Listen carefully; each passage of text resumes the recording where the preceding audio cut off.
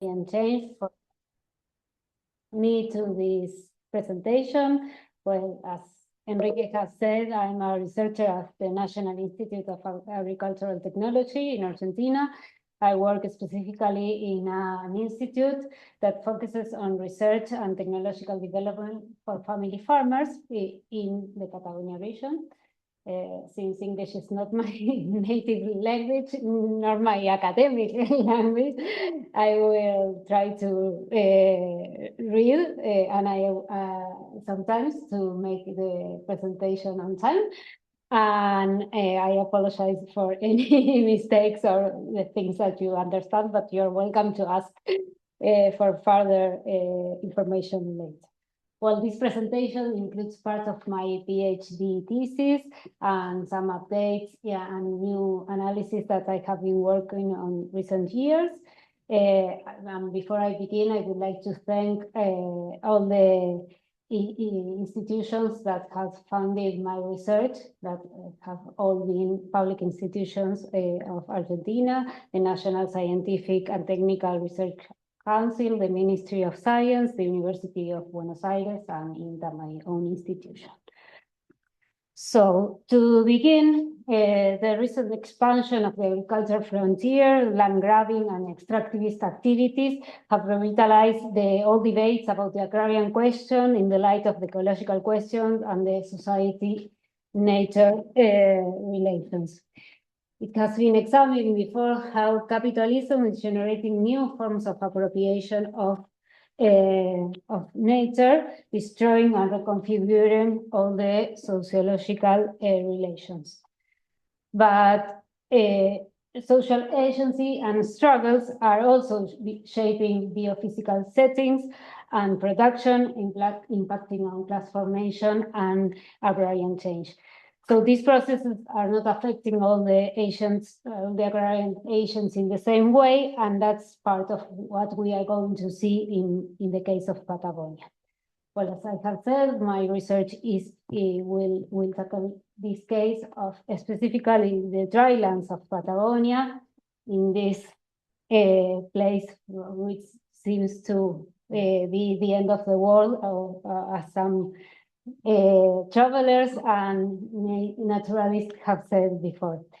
I will briefly reconstruct the historical agrarian development in the area and the social imaginaries that shape the region.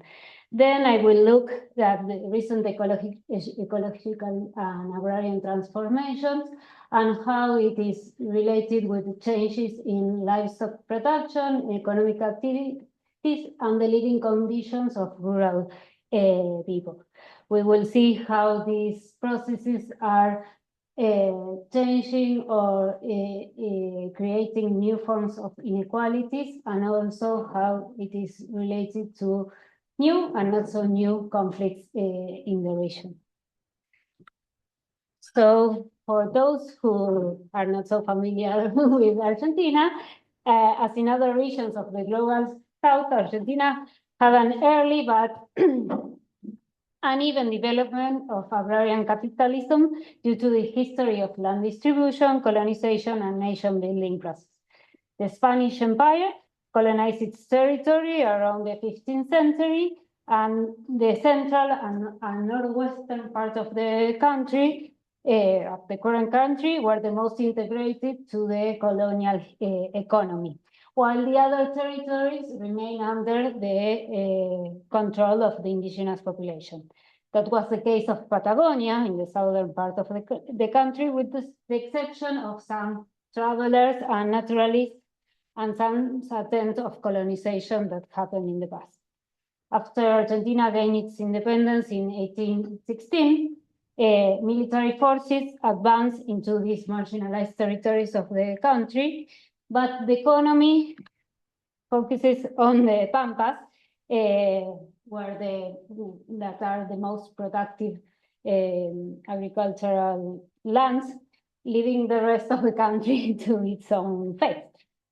Patagonia, in the southern part, was incorporated into the national organization later than other parts of the country, And it was first a national territory, and then it got divided in around 1957 in two provinces. From the north to the south, Neuquén, Rio Negro, Chubut, it's in the center. Here. And that's where I grew up. And that's the province where I did almost most of my research. And then in the southern part of Argentina, Santa Cruz, Tierra del Fuego, Antarctica, and South Atlantic Island. Geophysically, we can say that Patagonia has two main regions. The Andean region in the west part of the country, where it has the mountains, the lakes, the rivers, all the beautiful places that maybe you have seen in pictures, and the extra Andean region with drylands. That is the kind of images of that area, and these are the zones that I will focus on. But before the colonial and the national organization, I told you that Patagonia was traversed by explorers and naturalists.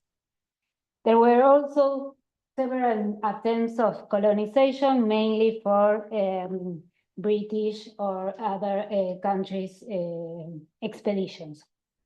In the journals of these travelers and the tales of the region, Patagonia was portrayed as a hostile place, associated with the image of a desert. That's some of the travelers' notes. I really like the one at the end that it says that it is believed that it was the last part that God has created because it has nothing left. So this image that was created, especially about the drylands, refer as a desert not only about the natural attributes, but also as its character of an unpopulated area, like no one was living there. That's not true, of course. According to Baeza, this idea of the desert, this characterization was part of the founding myths of Patagonia and a way of legitimizing the policy of concentration of resources and possibilities, and a justification for the failure of these attempts of colonization. Soon, the idea of the desert was combined with the discovery of some economic potential. These mountain regions were assigned, like other parts of America, of this source of mainly resources, a lot of, like it was in the Amazonia, for example, but the drylands were only considered suitable for sheep farming. This was also a justification to remove the sheep that were concentrated in the pampas that we have seen before and move it from that area that is more important and has other attributes or possibilities to develop other agricultural activities, and move the sheep to these areas in the southern part. It's also a way of how the national boundaries were defined in the region, combining the economical development with the national state building process. In that way, capitalist form of the agrarian development was since the beginning part of the creation of or the development of the area, and a way of commodifying nature, even though it was really undervaluated in terms of the economic potential of the drylands. So, as I said, sheep started to occupy this area at the end of the 19th centuries. And initially, the newcomers of the area based their production on practices in the open fields, like leaving the sheep without putting fences in the properties or assigning specific areas. They used to choose these areas where there was water, fodder, or protection from the wind. But this process, we will see that it did not happen without any conflict. At the end of the 19th centuries, the military campaigns killed most of the indigenous populations, and the survivors were confined to the reserves.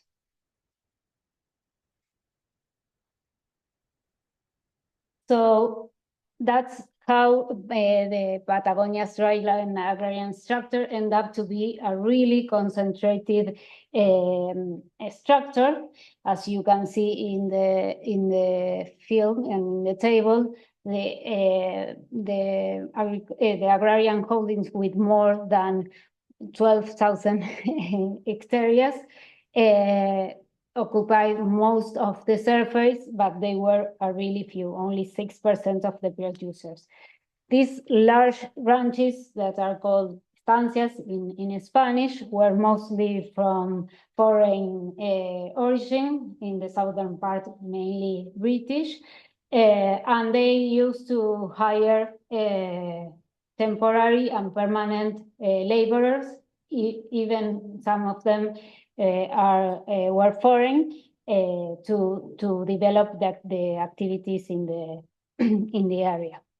The middle stratum, we might call them like capitalized family farmers, and they were also for foreign origin mostly, and they were mainly located in the valleys areas, and they work in the field, and they hire temporary laborers mainly for the wool harvest, the moment of the shearing of the wools. Finally, there were a stratum of small holders or peasants, we refer to sell, that they own a few amount of animals, and as we can see, they were the most important group in number, but they own only a small percentage of the land. In this group, we also have the indigenous communities that were located in these reserves that we have said after the military campaign. And in these areas that were defined without taking into consideration how much land do they need to produce, the families didn't have enough land to survive, so they mainly sell their workforce to the estancias, to the large ranches, and eventually they started to migrate to look for other activities. In the case that they stay, most of the peasant families remain without a title, since they weren't able to prove because they don't have the capacity to make the improvements, to prove the improvements that were required to ask for the state when the process of giving the titles to the occupants happened after the provincialization.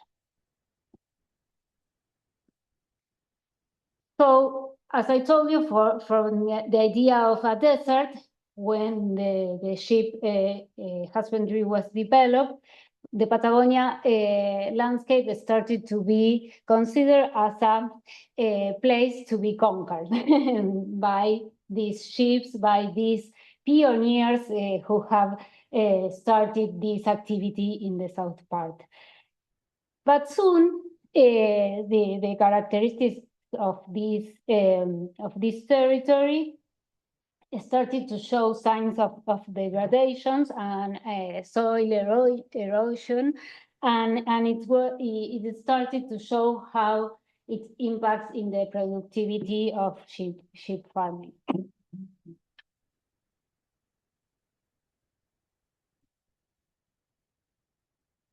So as we can see, there is a long history of environmental problems that are part of the environmental memory, we can say, of the region.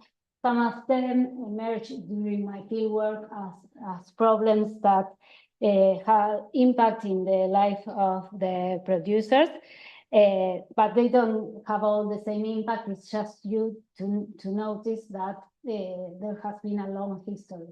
And since as I have told you, land erosion started earlier to show in the tales and in documents, and it kept appearing during all its history until 1994, when the United Nations Conventions to Combat Desertification defined it as a desertification, the problem. So desertification is one of the main problems, environmental problems in the region. It's not the natural expansion of a desert.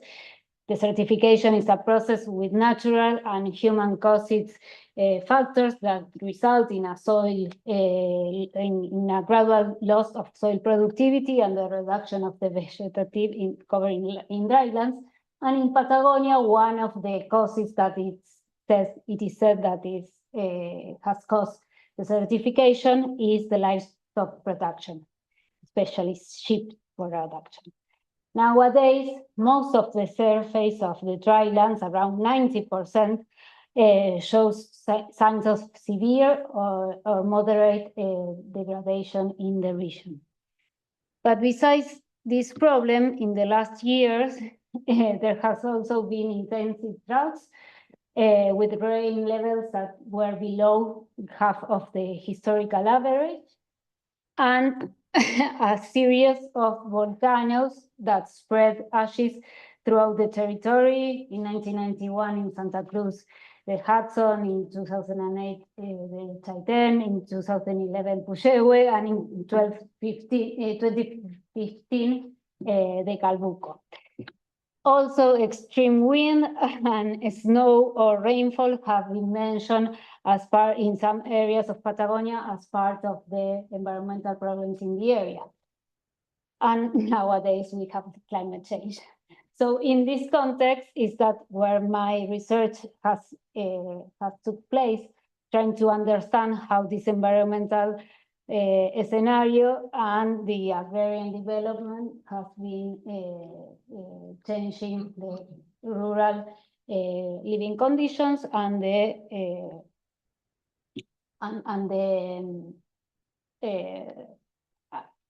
production, agrarian production. And this is important because, well, since we all know climate change is a global problem, and the tendency in the area is that there has been a severe drought in the first part of the century, and rainfall projections in the region will keep showing less rain in the following decades. The same with the temperature. It is going to be increasing in the area, so this impact of climate change, it is going to be worse in the next years. So this is just a reminder of what we are going to see in this presentation, and I have worked on mainly the intersects in critical agrarian studies and the social studies of environment.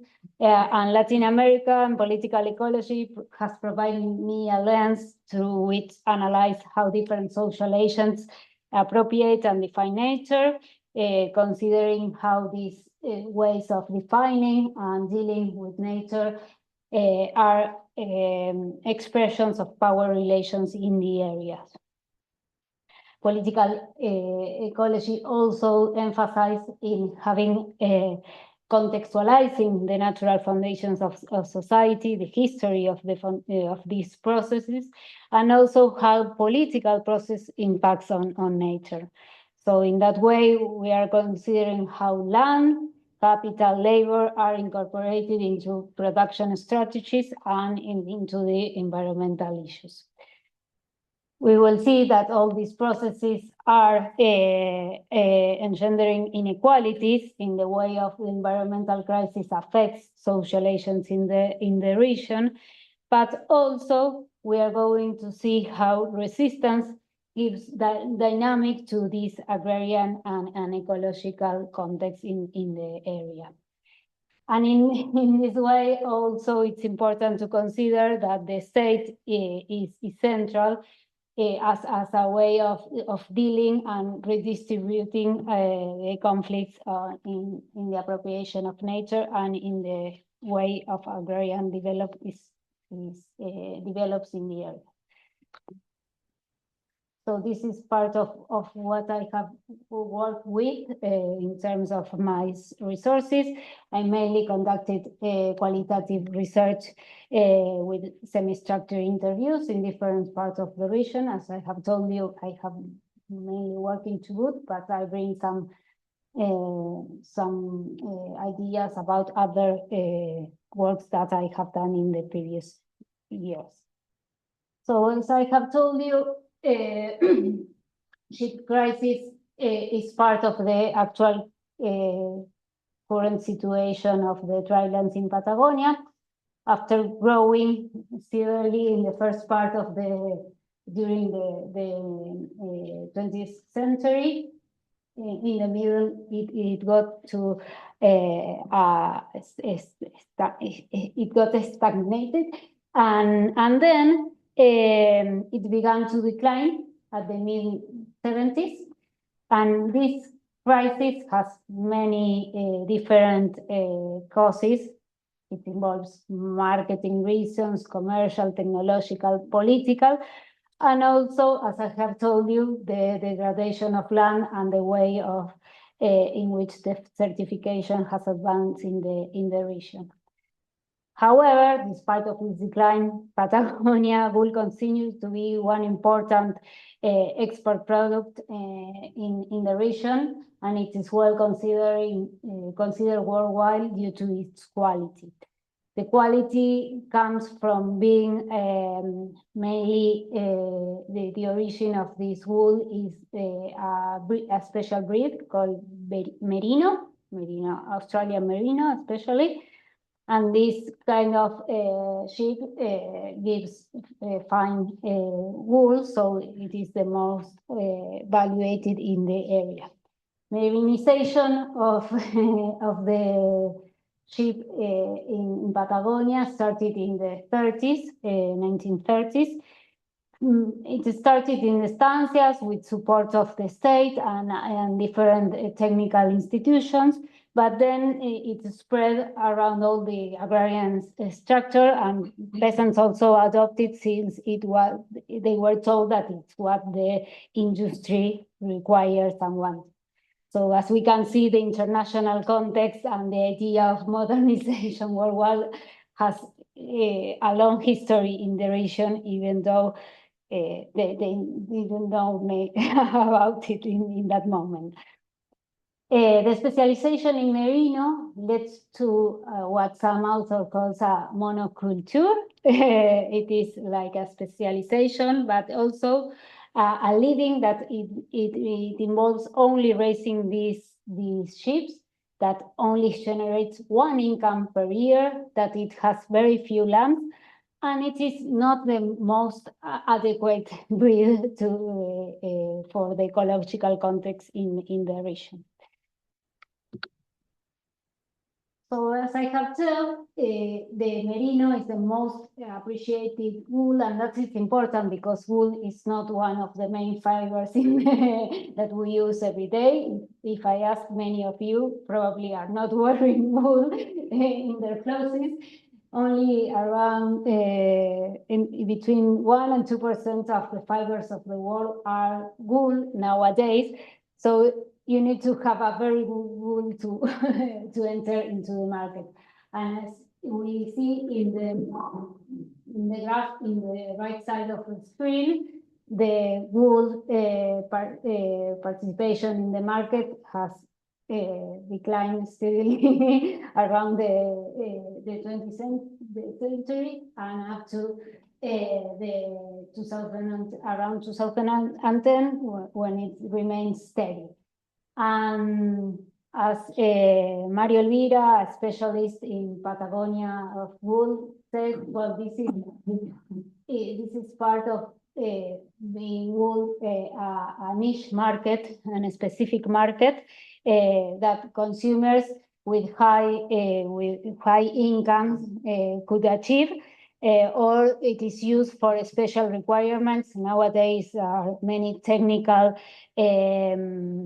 clothes that are that uses wool in sportswear, and due to its durability, it is also used for thermal reasons, sound, or even anti-thermal insulation. In fact, wool has been part of a really intensive marketing initiatives to highlight these benefits that wool have regarding other fibers in the market. And it is a response of trying to look for these consumers that are worried of the climate change and the textile waste. And that is how different associations and organizations linked to the sector have been promoting wool in the last few years.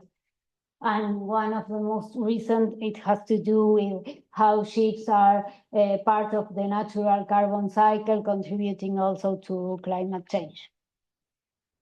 In the area, social agents recognize this tendency of the markets and the need to adapt and to be part of this tendency of promoting wool as a natural fiber, and also these other qualities that are really suitable with what Patagonia produces. But as we are going to see, it is not easy for all the producers in Patagonia to certify and prove these conditions and in how the wool is produced in the area. This is also related with another problem that Argentinian wools in general has, is that we are not the main producer in the world of wool. So prices are defined by the main producers that are in Australia and New Zealand. And even though we produce a lot of wood wool, as I have told you before, nowadays most of our wool is sold to China, that buys our wool that is called greasy, that it has no other technical processes. In Argentina. It is like the raw wool. So since historically our main buyers were European countries that also developed textiles after, but nowadays it is China. And another important thing to mention about the Argentinian market is that the buyers are also really concentrated, and there are 8 major companies in the country, and they are the ones who make the access to the international market. And another reason factor of the crisis of sheep is the predators and the wildlife competition. Predators, these 2 problems, we can say a lot of things about that, but because they have multiple causes, from climate change to the abandonment of fields, that is a way of some producer explains the increasing predation. And in the case of guanaco, that is a native species in the region, its number has declined with the increase of sheep, and now that sheep has declined, it is growing, and for some, it's competing for the food in the same region. So there is an intensive debate in the scientific and technical field of what to do with guanacos in the regions and how they can relate or not with sheep production. I will just mention some things about the political organization of Argentina. For those who don't know, Argentina is a federal country, so it has this national government and then the provinces. But there are some things that the provinces depend on the national government, for example, resources. So it is not always easy for the provinces to define the policies in their own territories. Even though, for example, regarding the natural resources, the last amendment of the Constitution defined that the provinces are the one who needs to define the way of using the natural resources in the area. In the national institution also defines some laws and some programs that especially that came with international funds. So the agents in the region not necessarily define how these policies are applied in the region. And it's also important to say that the provincial institutions regarding environment are really new in the region. There are some provinces that don't even have a special area dedicated to the environment. So mainly of the environmental policies in the past have been addressed by the agrarian institutions in the area. And it's how environmental issues have been always linked with agrarian issues also in terms of public policy. And in the local governments, it happens something similar that regarding the provincial and the national institutions, but they depend on resources and they often lack of technical or economic resources to deal with some problems. But there are interesting experiences in the region of what we might call in general development roundtables that are multi-actoral spaces to define and to try to solve some of the local issues in the region. So what's happening now with the agrarian structure in the region? Well, we keep seeing that we have a really concentrated structure as in the past, but we are losing producers according to the last agrarian census, and we are also losing surface dedicated to the agrarian production in the area. Besides, the private property has also fallen and decreased in the last period of census. That the previous one was in 2002. And although the percentage remains high, what we can see is an increase of leasing in the area. And I brought one example of a company. Pullman, it used to be a wool trader, a wool exporter company in Chubut. And nowadays it has under, it manages around 11 estancias, large ranches in Chubut and Santa Cruz, around 120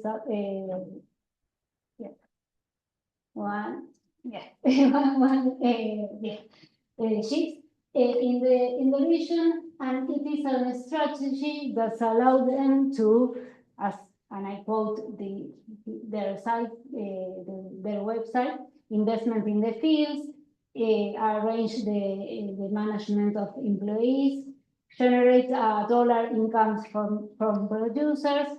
It is with full transparency, and it also allows them to, these fields to start the organic and RWS, that I will explain later, certification about wool. So it is a strategy that it is happening that concentrate even more the production in the area.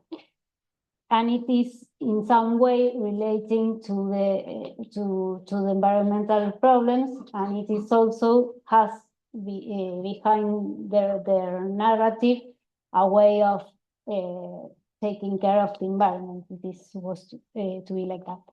Recently, this year, this company was purchased by Estancias de Patagonia, that is a meat commercialization company of Santa Cruz.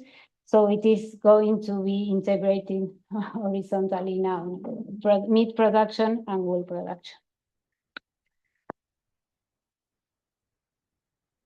Another important change in the region is the way of producing and management of the animals. This idea of the land, open fields that I have told you at the beginning, with the sheep going around without taking care and using all the land as they want. It seems to be an idea that is outdated and it's not possible anymore. But even though there are a lot of new strategies that could be combined to address the sheep crisis and to deal with the environmental problems, not all of them are easy to adopt or to do in the region, and some of them requires technology, knowledge, funding, and so it is difficult for some producers to adopt them. And there is also some disagreements or different ways of seeing how these changes in the management practices can be applied or should be applied in the region. In the scientific and technical areas, I just put two names to mention two different ways of how they are proposing. But most of the scientists agree that this idea that how the sheep production worked for 100 years could not longer be applied in the region.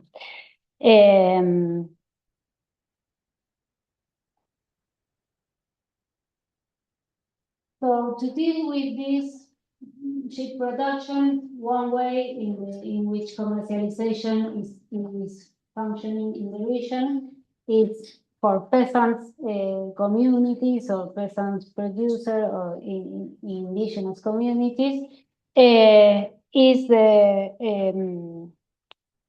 the communal pooling for sale. Before, commercialization was done by what is called in the area mercachifles or bolicheros. That is, there were buyers, market traders that went to each field buying the wool. They leave products, the ones that the people need in the field, and it was like an exchange, or people go and leave the wool in the town in a market, and then they took the things that they need, and hopefully they will have some money extra. But the most common situation is that wool wasn't enough to what they need. So the producers were always in debt with these mercachifles or bolicheros. So it is a way, debt was a way of in getting always the wool for these people. And it was also a way of that many merchants acquire land in the region, because when debt was so much, they ended up having the land. So this kind of joint commercialization, joint sales are really important in the region to change that system. This example is from an area in Rio Negro called Ingeniero Jacobazzi. Andres Gaetano shared me this information, and it's an intercooperative process. There are different cooperatives in the region, and they have sell together wool for many years. And a few years ago, they started like a feedlot to move the old sheep from the fields, the ones that were not going to survive because they were in bad shape due to the droughts and to all these environmental changes that I have told you. So instead of having them in the field, they move it to this place, they fed them, so they gain weight, and they could sell the land, sell the meat, and then, and also they could sell wool one more time with animals that will probably have died in the fields if they haven't move them there. So this is a really important experience because it also generates another income for the family. It is also generating a regional or local market of meat in the region with good prices for the consumers also. And as I have mentioned RWS before, it is one of the labels that are in the regions that are part of this global trend of ethical, having certified wool to produce ethical clothing. And these different labels are a way of guaranteeing the care of nature, animal welfare, or even other standard traits. There are, I will not explain all of them, but organic wool is one of the oldest in the region. Prolana, it is a public program that it was the most widespread in the region, and it is special because it has an adaptation for small producers to be able to sell the land with this label. Camarones, it's related with a denomination of origin. And the last one, RWS, it's the one that also certifies animal welfare, that is important for some consumers nowadays. All these labels have tried to prove that they are better sold in the market, in this niche market that I have told before, even though that is really difficult to prove. And it is very difficult that in the local market, it is paid this differential to the producers. And adopting this kind of certified wool is also very difficult for producers due to the need of make changes in pasture management, such as conducted assessment of the stocking rates. And it's also difficult in terms of the technical requirements that they have. So in terms of peasants or family farmers, there are also changes in the way they are dealing, besides meat that I have told you before. That is really important because it generates another income. It has the difficulties that to have a special meat market in the region, it is need another breed. As I told you, Merino is a breed specialized in wool. So it is that does not generate a lot of meat. But in some cases, as I have told you, it is useful for self-consumption or for a local market, but not for an international or a national market. Another implemented practice is the Linca wool. Linca is a biotype of sheep that it has presence in the region before the Merino, and it was kept in the hands of peasant communities and indigenous communities, especially in the past, because its wool is thicker than the one of the Merinos and more colorful, so it's especially for artisan yarn that are made by Mapuche's communities. So in the last decade, different governmental public institutions like my own institute and especially the agency in Scale have worked a lot with the communities to revalorize these ships and to revalorize the wool that they produce, and they have created fairs and other spaces, so this wool creates a different market for this kind of wools and another income for the communities. And the last one is the cashmere fiber that are produced by goats.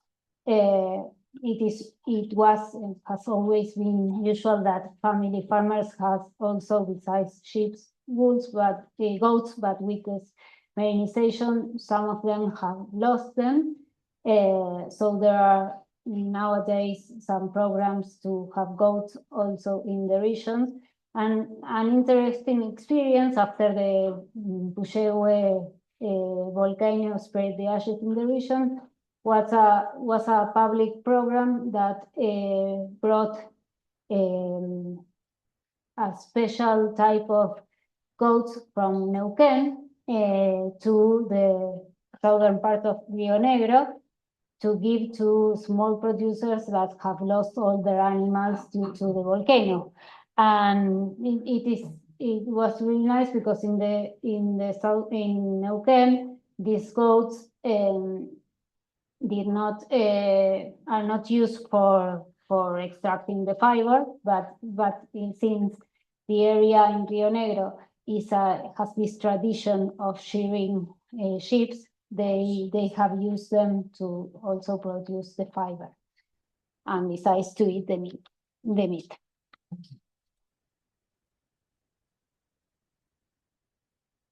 Another change that is happening in the livestock production, well, besides the one of the previous about the diversification, is meat, but with cattle in the area. It has grown in a lot of places in Patagonia, and in some cases it is complementary to the sheep production, but in some areas they are replacing sheep for cows because, well, if they have the conditions, and in some cases due to the predation, it is more difficult to kill a cow than a sheep for some animals. And also in some places it's related to the steal of animals. So, well, in some cases they are replacing. So we are saying that it's more about a reconversion than a diversification strategy. But we will see what happens with this process in the following years, because this process was also motivated by a sanitary barrier that didn't allow meat from the northern part of the country to arrive to the region. And now the idea is to lift that barrier, so it is coming meat from other places, so the price of meat in the region is decreasing. So we will see if that continues to be a strategy that grows in the region. And there are some places where it is being developed rural tourism. In some cases, these large ranches, estancias, are having also this strategy to bring tourists to show them how sheep production is produced. But also in some areas, it is a community-based activity that is also a way of trying to have other incomes for the community.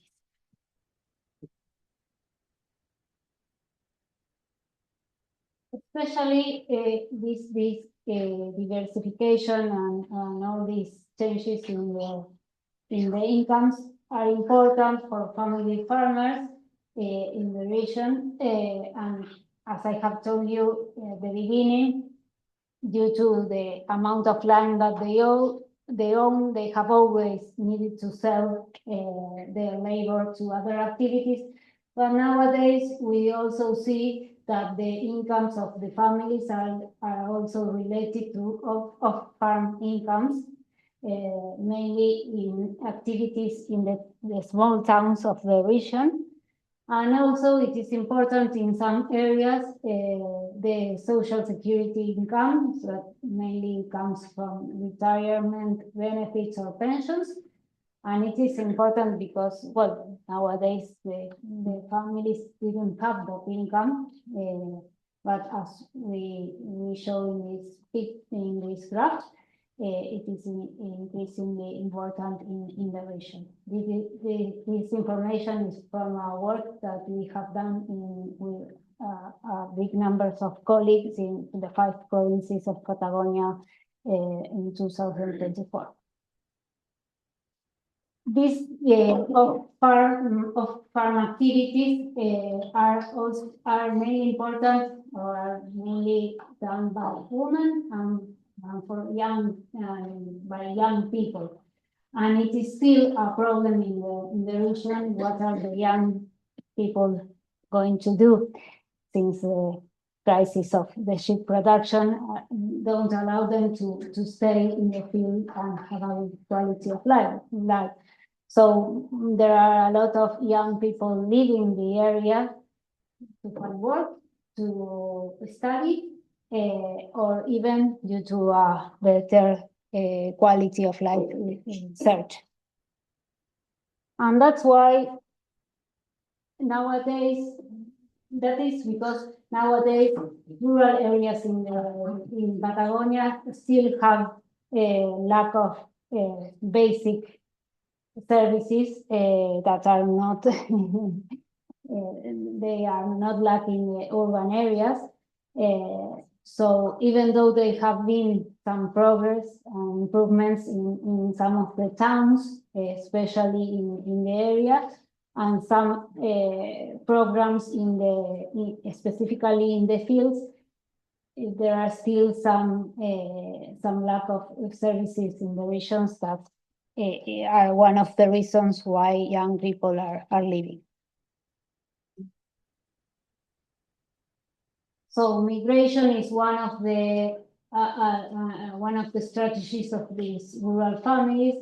Other is multi-residence that are, well, I have worked on that with Guadalupe La Maison in Chubut, but I have different colleagues, Sofía Lamel in Neuquén and Arid in Rio Negro, that have seen the same process in other regions of Patagonia.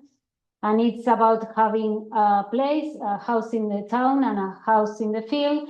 So the family or spread or have these two different places according of the moment of the year, of the moment of the life cycle.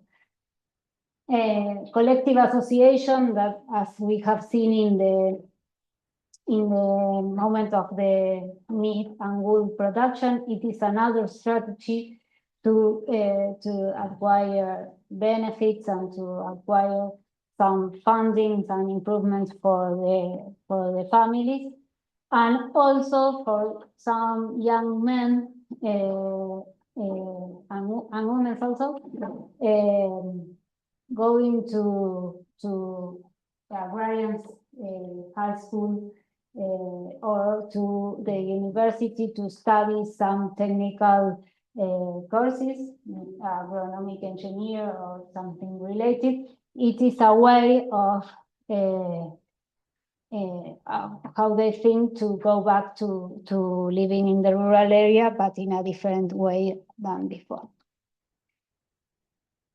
So just to close, some of the conflicts in the area, as I have told you at the beginning, the process of land distribution, it was not without violence, and it is still happening in the region. There are many conflicts regarding the oil and gas extraction, mining, and nowadays projects of green hydrogen that are motivating social struggles and social demands in the region.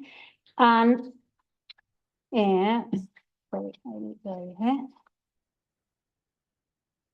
and some of these conflicts about land are also related to water because of the high demand that these initiatives have. So there are many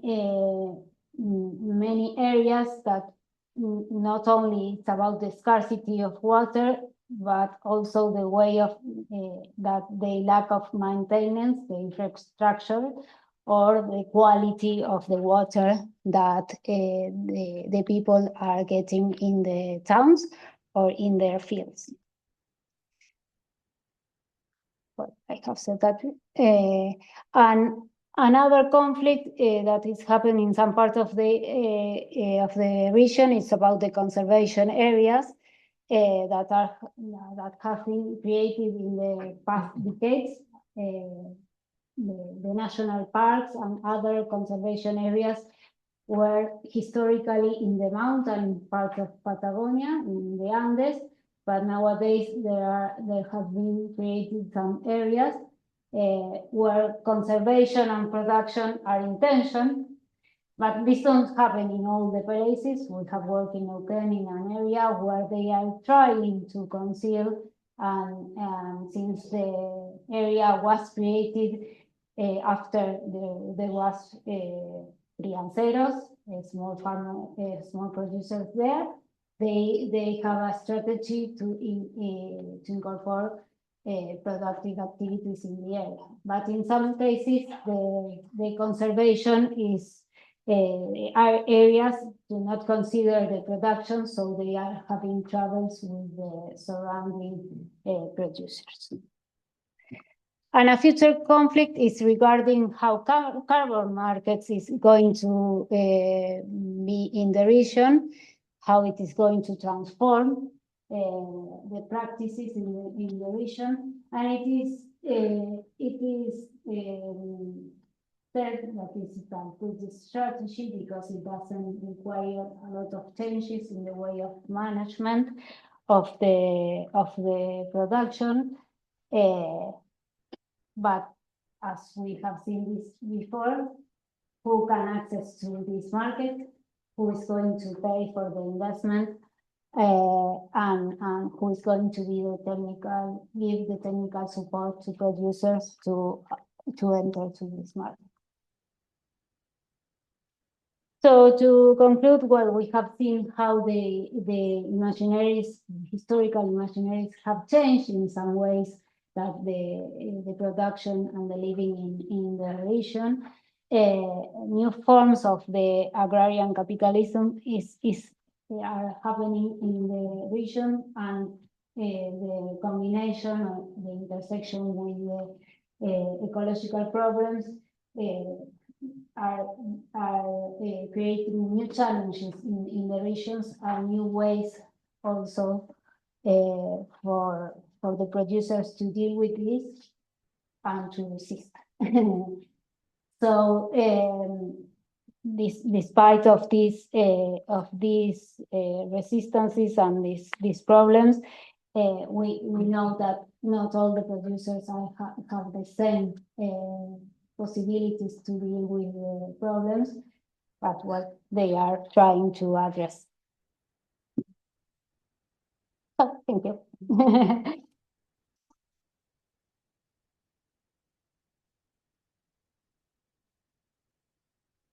Oh. Thank you very much for that, Mercedes. That was very rich and grounded account of what is going on in Patagonia. So thank you again. Now, of course, we have plenty of time for a nice Q&A. Let me stop sharing the screen now here. And the way it works, perhaps we can collect groups of 3 questions and then we can keep going. So people in the room, feel free to raise your hand. And similarly, those online, you can either raise your hand electronically or write your questions in the chat function. We could do both ways. As people prepare their questions for that, perhaps I have one to start with, if that's okay. I was kind of intrigued by this, if you want, a bit of transition from wool to meat that you were showing there. My question is this kind of strategy, if you want, across the board, across the different classes that you started with? Is it like estancias are doing that, capitalized farmers, but also the smaller producers? Or is this more like estancias kind of thing, but not so much the others? So I'm just trying to understand in this very complex scenario, how the different classes are sort of adapting to this reality. So that would be my first provocation. I wonder if anybody from in the room would like to, yes, we got one, yeah. So much for comprehensive presentation. I have a couple of questions. One about, so we know climate change or the effects of climate change are so intertwined with production and consumption patterns and the relationships, which means that it's so often difficult to differentiate what are the climatic effects or climate change effects as compared to the long-during historical changes that we have witnessed. So what are some of the hallmarks or some of the pointers which could point us towards the effects of climate change, or how did you manage to pin down, oh, this is because of climate change and this is because of the normal ways of functioning and doing things, which is modernization and intensification and running after efficiency. And the related question is about the carbon markets. A little bit louder, please, for the only analysis. We're getting there. It's not that bad, but just a little bit. I'm so sorry. Yes. My related question is about carbon markets. States all over the world are promoting carbon markets these days. So I'm curious to know in what shape and form exactly these carbon markets are taking shape. I mean, my research is in Indian agriculture, and one way we are seeing that is through agriculture technology startups. And I see the logo of Vera that you had on the slide. So are these technology startups, the tech entrepreneurs, leading the bandwagon of marketizing sustainability, or are state actors themselves creating carbon markets and voluntary carbon markets to do it? Brilliant. Thank you very much. We can take one more before Mercedes go for this. Anybody else in the room or perhaps online? Or you can go for those ones, because actually you asked two, so it's 3 in total. We could do that, and others feel free to chip in later. Mercedes. Okay. Well, regarding Enrique's question, I would say that large ranches, in some cases, have different breeds. They have merino, and also maybe they have other breeds that are more suitable for meat. There are some regions that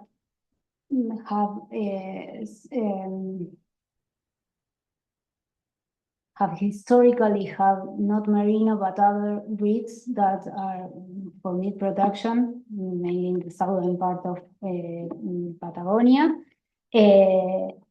So meat has always been there in the region. It has always been part that all animals are used for food in the estancias, are in the families.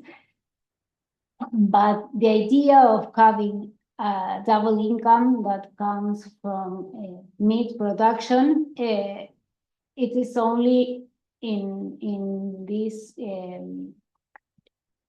estancias or capitalized farmers that could achieve to change the breed from merino to what is called double purpose merino, or to other kind of merino doni, that have a better percentage of meat production. So in that way, they do not change merino, they still raising merino. And it is important that because there is like this tradition of being merino breeders in the region. It is part of this idea of the pioneers that have developed this breed in the region. So it is important for some of the producers, and that's why some of them don't want to change the breed. So they have like made the commitment. It has happened. There are some experiences of small producers buying one sheep to mix with the merinos and to start having more meat. But the experience that I have shown, it is more about taking advantage of the animals that they have to avoid losing more or taking advantage of that.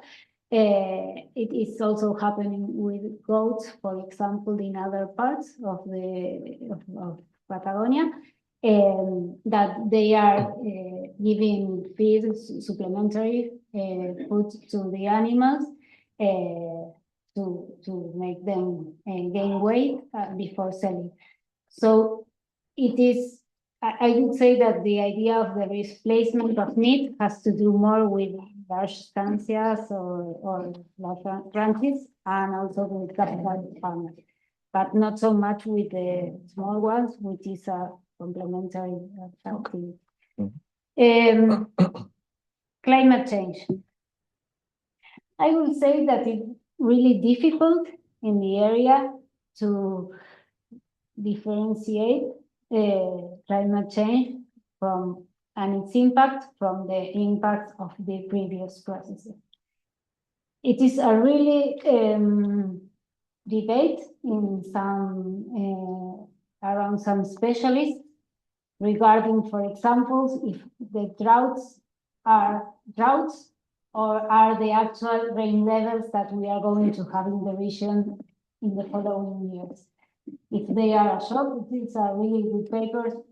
I'm really bad with names, but I can share it to you if you're interested. The debate if it is about they are shocks or they are a permanent situation. So the same happens in the fields with the farmers. So during my PhD, I started asking about the certification and all the people talking about droughts. So I need to say, well, what I do with that. And that's why I ended up talking about environmental problems and not the certification. But for sure, what is happening is that these rain levels are low. There is less rain, and it is changing the moment that is happening. So some practices in the regions need to change the moment in which they are addressed. And these changes in the amount of rain and snow, in some cases, are changing the flows of rivers and the water that comes from the soil, waterfalls, I think it's the word. So there are a lot of mentions in producers that they used to have a river, they used to have this place where they can have water, and they don't have it anymore. And that's why water infrastructure is really important and has been really important in the area. And there are some areas, for example, that some people told me, well, we have done this hole to extract water from underground, and we did it 10 years ago, and now it's not working anymore. It doesn't have water anymore, so, or we need to go deeper. So that are recent changes. It is climate change, but it is like the most common example that people really relates to climate change. And regarding carbon markets, I want to go back. Oh, sorry, I can put it. No, Okay. it's okay. For now, it is a private initiative. It is related to a really long company that has been working on holistic management and regenerative management. They are private advisors, and they are related to some NGOs and some other places around the world, and they used to have this wood certification before, and now they are completing this strategy with the carbon market. I think it was last year that the media shows the first sale of this of carbon. So it is a really new initiative. I live in Neuquén, and the province has done some arrangement with this initiative to promote this in the province. But at least as I have known, it has not gone farther than that nowadays. So that's why I put like it is a future thing. It is still happening, or it's just starting. So but I think that it is really interesting because as they have promoted, it is a easy solution. a easy income in a way, because it is almost that you have not enough, have to do not so much, and you can earn that money from the market. Because and it is the same argument when organic production started in the area. It was sold in the same way. We are all organic. One time a technician said that phrase to me. We are all organic. We just need to certify that. So in this way, it is all like an easy solution. I don't really know the details to really say that it is a easy solution, but well, it is an alternative, and it is really linked with this idea of taking care of the environment. Thank you, Mercedes. We have another round. I believe, Carla, please. Nice to see you, Carla. Hi, Mercedes. Thank you for the very interesting presentation. My comment is on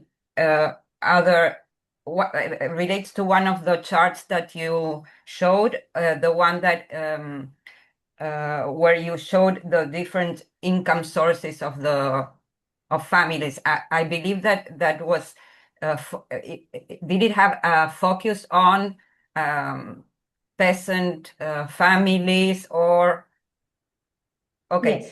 Yes, because one thing that I want to make my point would be around the relevance that incomes from social security have for rural families. Obviously, for the poorer ones, no?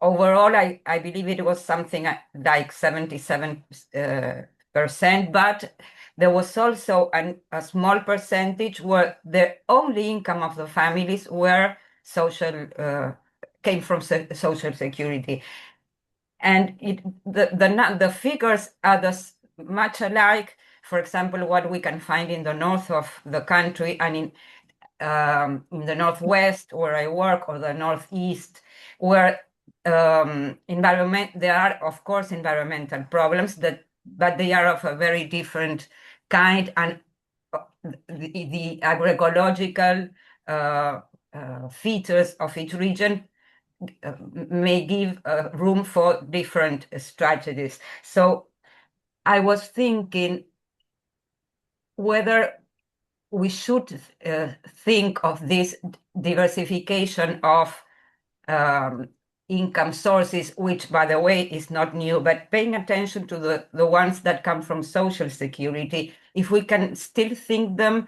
as part of the strategies to survive, or are we seeing a different kind of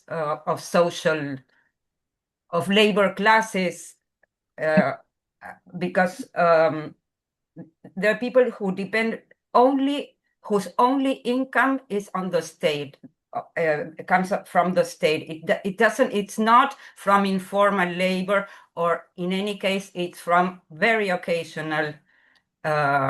So maybe if is something that you were thinking, or just to share that it's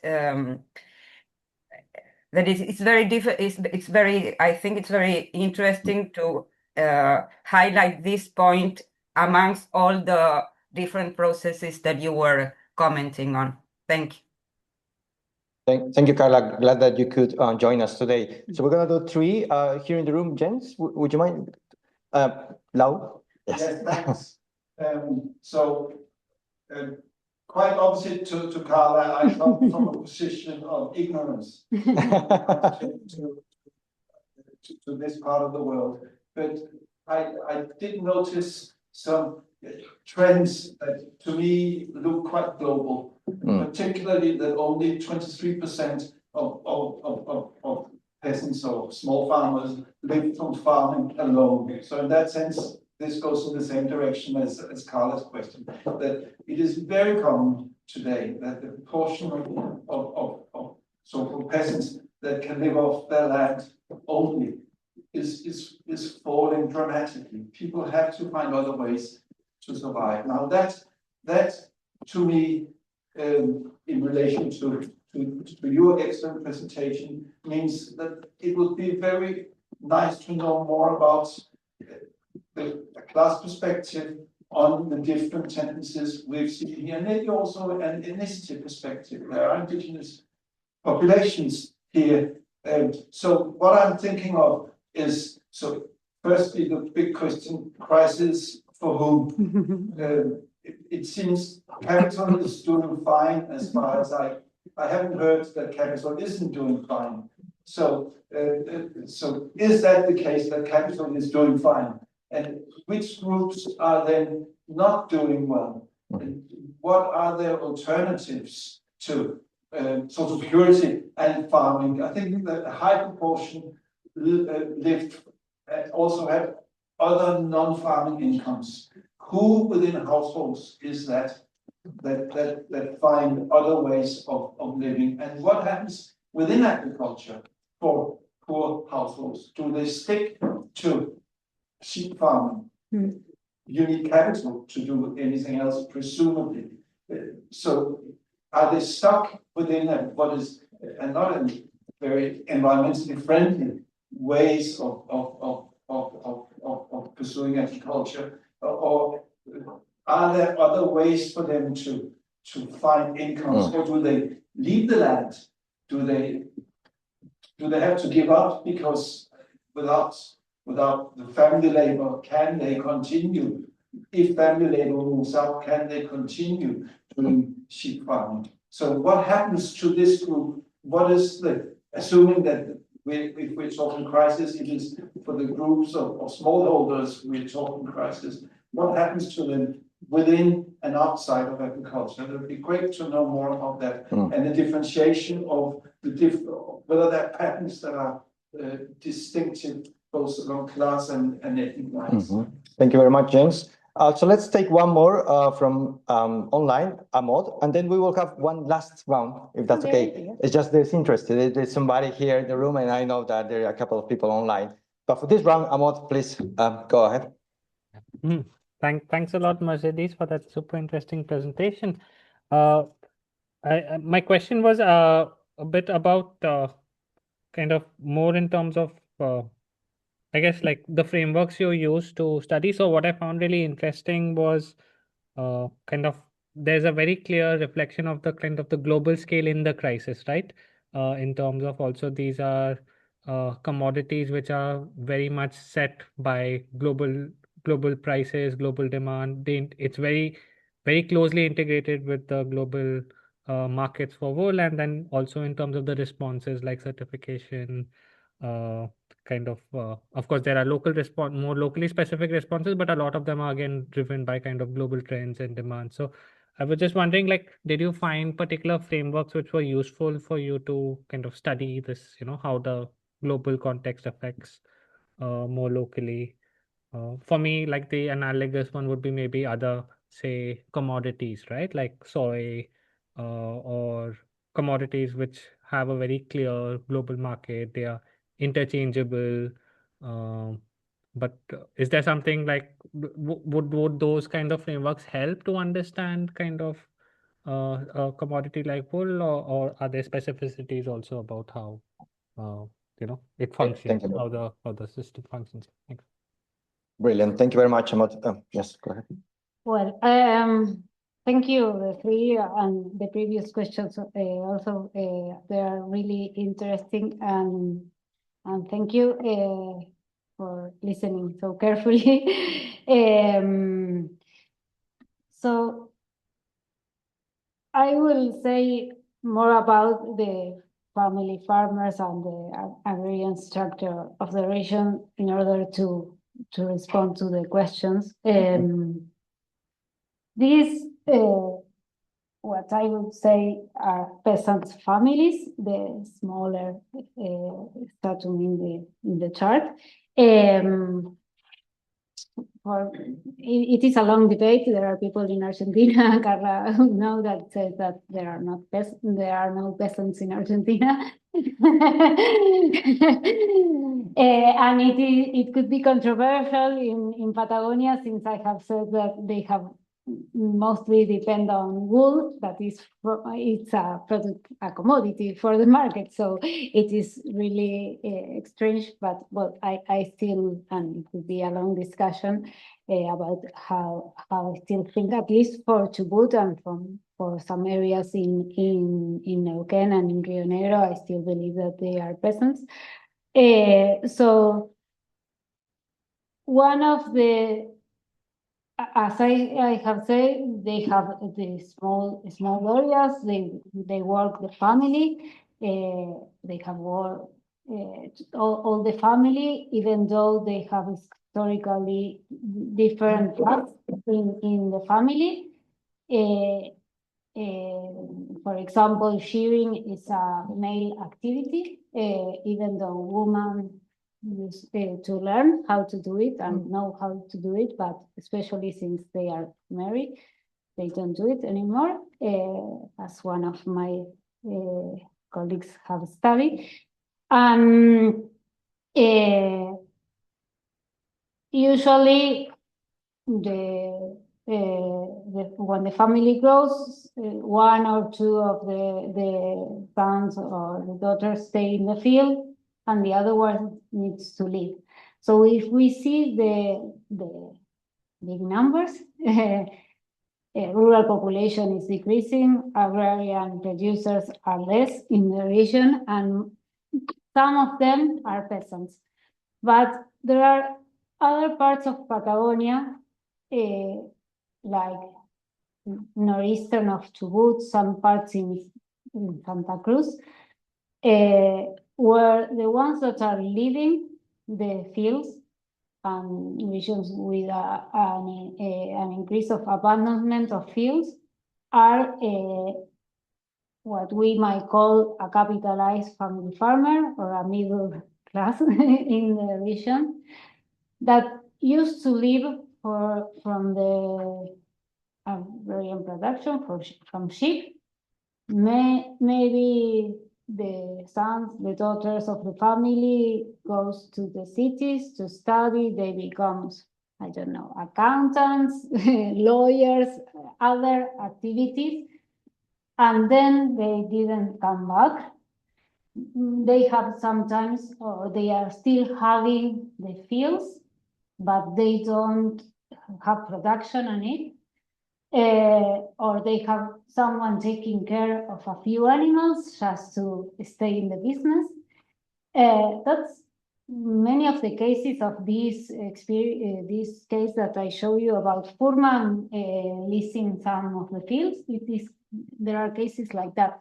And so this middle class, the family of family farmers, they are the ones suffering the sheep crisis, or the ones that they have suffered before. As I have told, in many parts of Patagonia, peasants don't have the titles of the land still today. So it is not easy for them to live.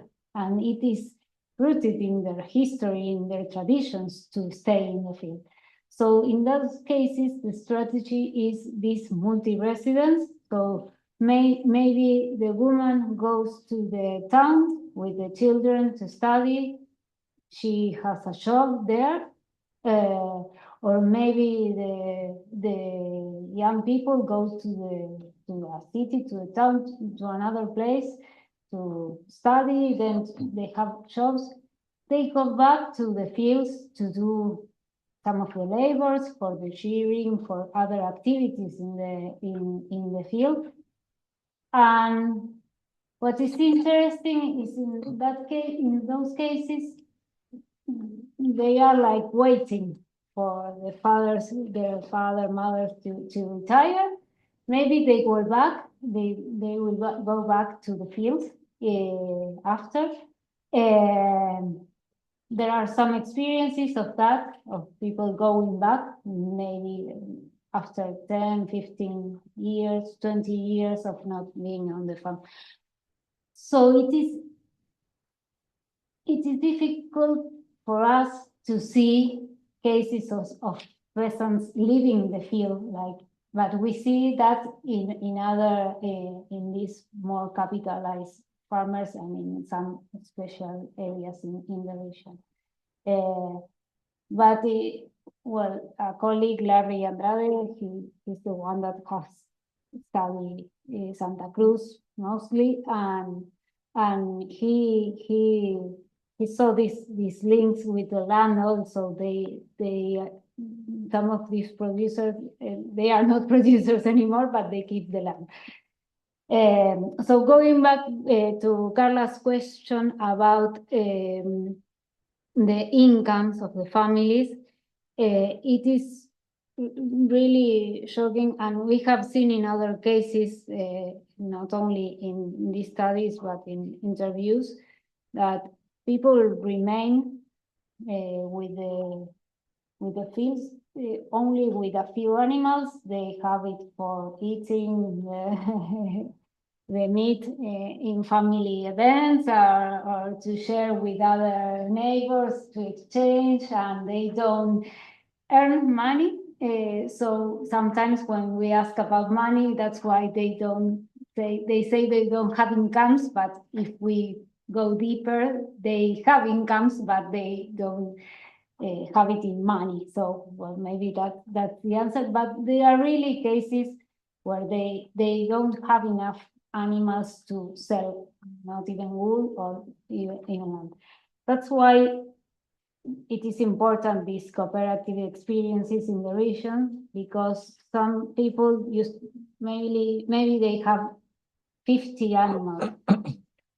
So it is not enough for nobody to go to the field to look for the wool, but the cooperative goes to search for the wool of these 50 animals. So it is a way of having income. In those cases before, maybe the family throw it away, burn it, or whatever, the land, because it is not enough to sell in the market. So that's another interesting case of these cooperatives.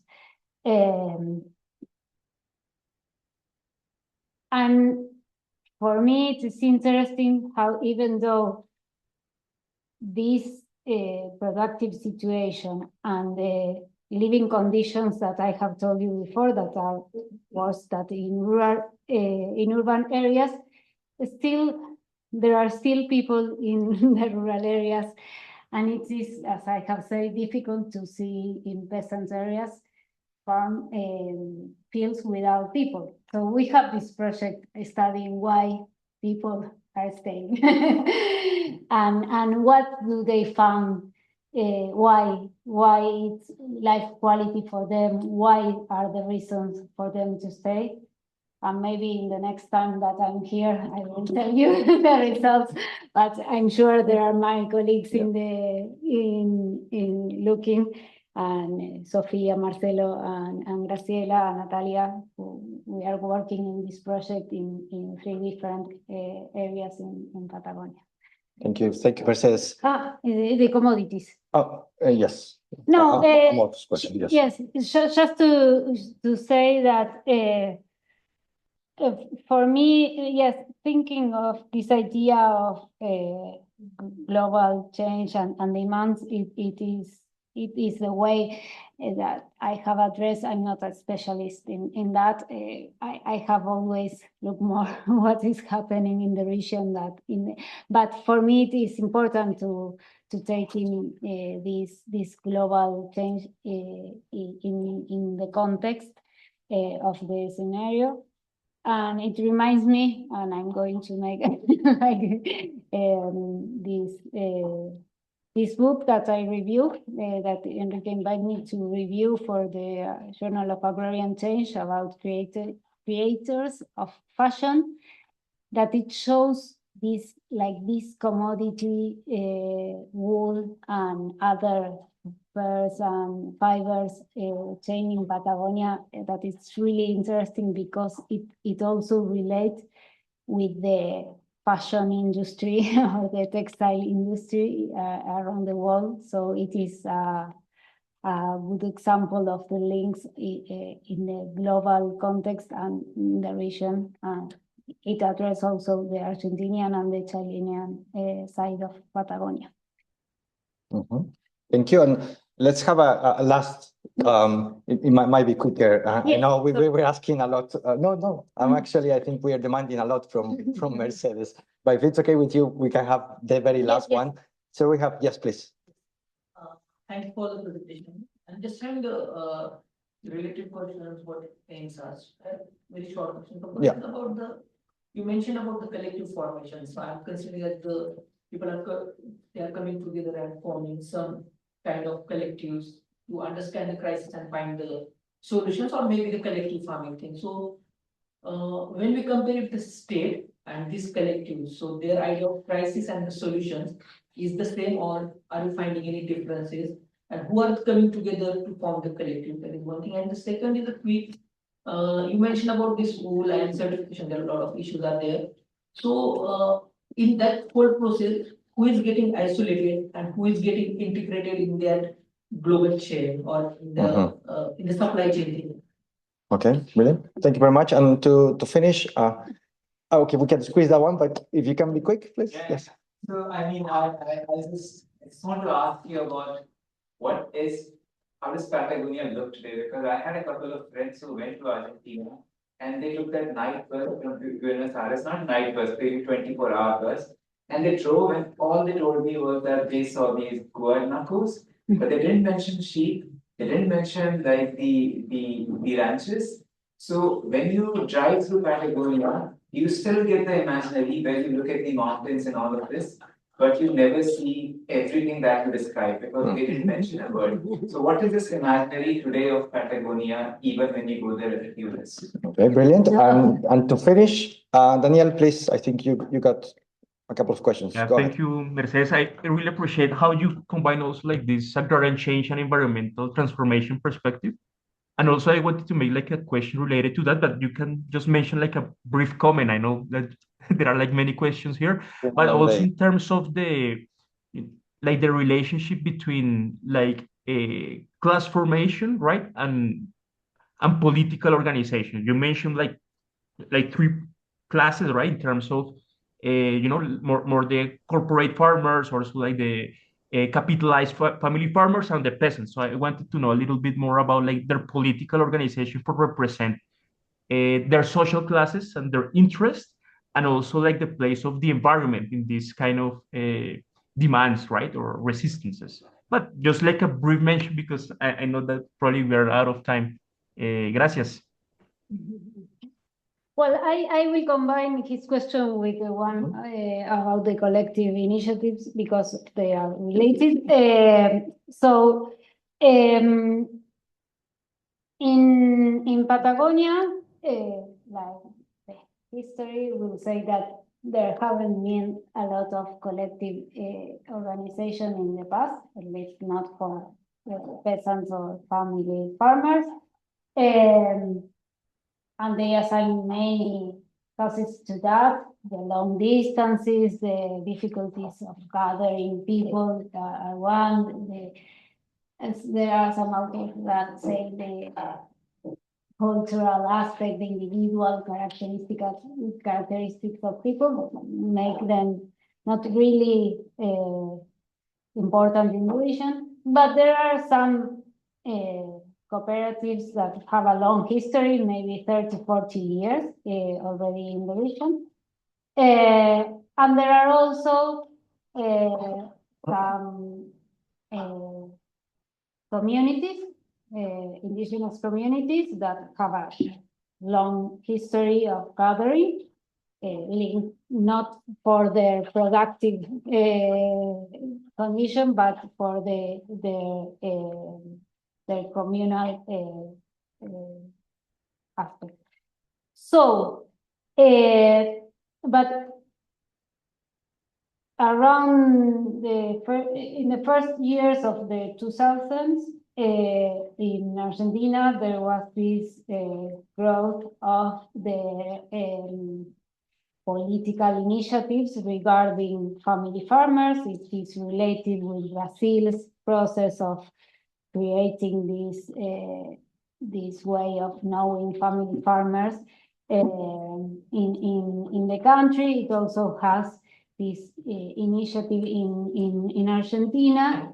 It led up to a law that is called the Declaration Law for Family Farmers in 2008, if I'm not wrong. So that led to a lot of policies related to this idea of family farming that involves not only peasants, but also like these a little more capitalized producers. So this concept of family farmers then changed into family farmers and indigenous communities, but it has always involved the indigenous communities also.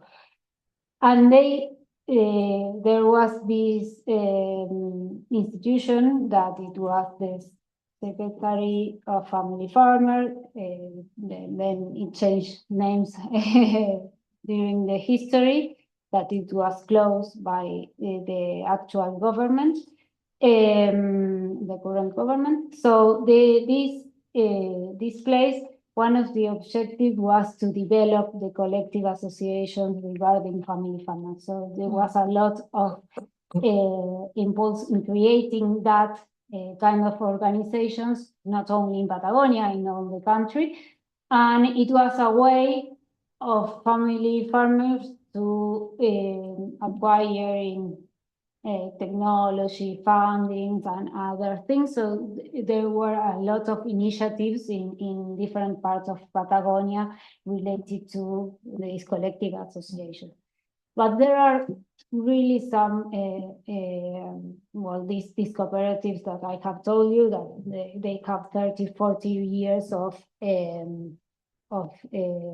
history in the region that goes beyond this process of the political or the public policies in the region. So regarding the machinery, there is, I don't know where your friends have gone to. Patagonia is really, really, really big. It happens a lot that you go through Patagonia and you don't see the animals. And that is due to this reduction of the stock. Before you go through the roads in Patagonia, and it was really common to see sheep around the fields, and now you don't see. And especially if you go to Santa Cruz, you will see guaracos. They are going, and you are seeing now them in places that you don't see. You didn't see them before. Besides, guanacos are bigger than sheep, so it's easier to see them than sheep, but it is happening a lot, especially in some parts of Patagonia. I think that, well, the surfaces in Patagonia are really big. It is, well, for example, family farmers upper limit in terms of surface in Patagonia is 5,000 hectares. So it is really big. If you have, no, I don't know, have 1,000 hectares, you don't have anything. When the land was distributed to indigenous communities, they give them 625 hectares.